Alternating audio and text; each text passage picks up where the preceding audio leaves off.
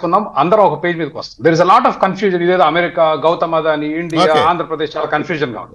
Okay, భారత ప్రభుత్వం solar ఎనర్జీలో 100 గిగావాట్స్ కెపాసిటీ కావాలి అని ప్రణాళిక చేసింది. ఇది మోడీ గారి ప్రభుత్వం వచ్చిన తర్వాత.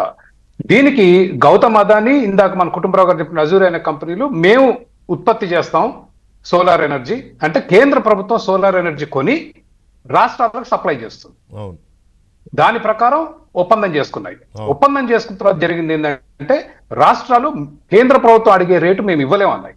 Power purchase agreement, power supply agreement. Power supply ఏమో అదాని అజూరే చేస్తారు, పవర్ పర్చేస్ ఏమో రాష్ట్రాలు ఉంటాయి.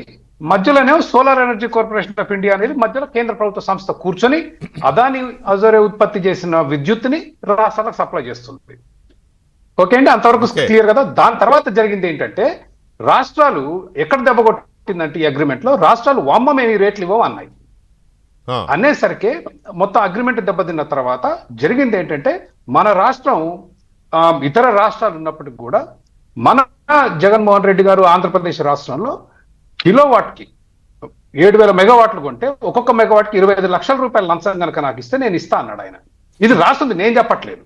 7,000 మెగావాట్లకు 1,750 కోట్లు. మీరు ఇందాక ఒక చిన్న correction, foreign bureaucrat, foreign official వాళ్ళు ఎందుకు వచ్చిందో నాకు తెలియదు. అందరూ ఫారిన్ అఫీషియల్ లేదండి. చాలా స్పష్టంగా ముఖ్యమంత్రి, ఆంధ్రప్రదేశ్ ముఖ్యమంత్రి 1,750 కోట్లు ఇచ్చినట్లు చార్జ్ షీట్ లో చాలా స్పష్టంగా ఉంది. I read it for you. That is 7,000 megawatts multiplied 7. ఇది నేను చదువుతున్నాను.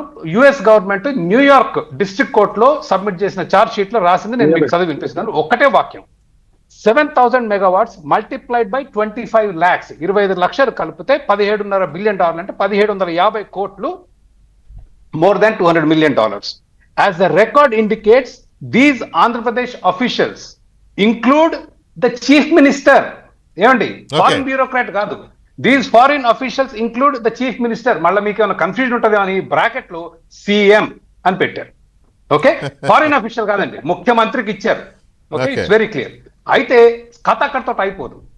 గౌతమ్ అదాని ఈ కాంట్రాక్ట్ మొత్తం ఫ్లాప్ అవుతుంది, ఏది రాష్ట్రాలు విద్యుత్తు కొనట్లేదు అని అతి కష్టం మీద ఈ రాష్ట్రాన్ని పట్టుకుని లంచాలు ఇచ్చుకొని 2,200 కోట్లు ఇస్తే, అందులో 1,750 కోట్లు జగన్మోహన్ రెడ్డి గారికి ఇస్తే వచ్చిన సమస్య ఎక్కడంటే, అజూరే కంపెనీలో కెనేడియన్ క్యూబెక్ పెన్షన్ ఫండ్ పెట్టుబడి పెట్టింది. దాంట్లో వాళ్ళు ప్రధాన ఇన్వెస్టర్స్. వాళ్ళకి వెన్నులో వణుకొచ్చింది. ఏమంటాడు దాన్ని, నేను 2,250 కోట్లు, ఇది లంచాలకు జరిగిన పంచాయతీ, నేను 2,250 కోట్లు పెట్టాను లంచానికి, నాకు 1/3 మీ వాటాగా 1/3 నాకు ఇవ్వాలి. ఏది దాదాపు 800 కోట్లు మీరు నాకు ఇవ్వాలంటాడు అదాని. ఎవరిని? అజూరే కంపెనీని. ఈ అజూరే కంపెనీ ఏంటి, దాంట్లో 4 డైరెక్టర్స్ కెనేడియన్స్. వాళ్ళకి ఈ కరప్షన్ అంటే పిచ్చబోయి జైలుకి వెళ్తారు కదా వాళ్ళు. ఇద్దరు సిఇఓ ఇద్దరు రిజైన్ చేశారు. చైర్మన్ అన్నాడు, వామ్మో నేను లంచాలు ఇవ్వలేను బాబు, మాతో కాదు, ఇది అయ్యే పని కాదు, మా వాటా మీరు కొనుక్కోండి అన్నారు.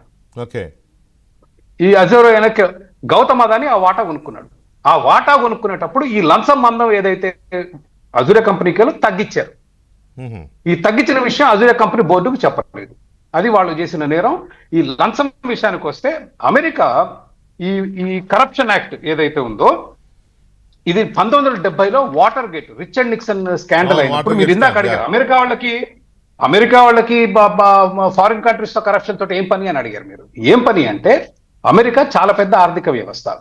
ఆ ఆర్థిక వ్యవస్థలో water gate scandal, Richard Nixon అధ్యక్షుడిగా రాజీనామా చేసిన తర్వాత తెలిసింది ఏంటంటే, దాదాపు 400 అమెరికన్ కంపెనీలు ఫారిన్ కంట్రీస్ లో లంచాలు ఇచ్చి బిజినెస్ పడుతున్నాయి, ప్రభుత్వాలను పడగొడుతున్నాయి.